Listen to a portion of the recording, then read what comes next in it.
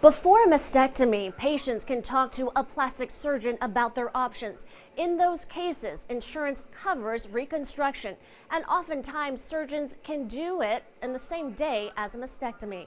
I had a double mastectomy. 32-year-old Christy Van Orden discovered a lump during a self-exam. The discovery last year was at the most inconvenient time. She and her husband had just adopted a 5-year-old girl and moved to Virginia. My husband and I knew that the best care that we would receive was back here in Utah. After some research, they decided on Dr. Brian Rubin and his team at Intermountain Healthcare.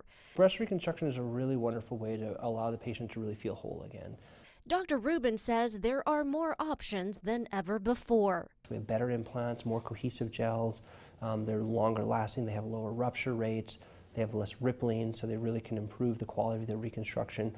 As far as the tissue transfer, we have a better understanding of anatomy, we have better instrumentation, and really just even better training to be able to do these tissue transfers. We have a team approach here where we operate with one or two other surgeons. Intermountain plastic and reconstruction surgeons can use implants or your own body tissue.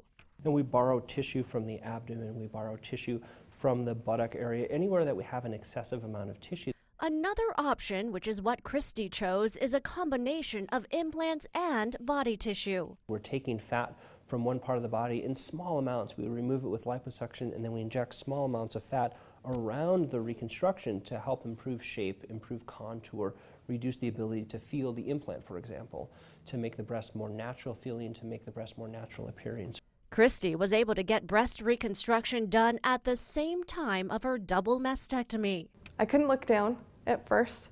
It was a little too much.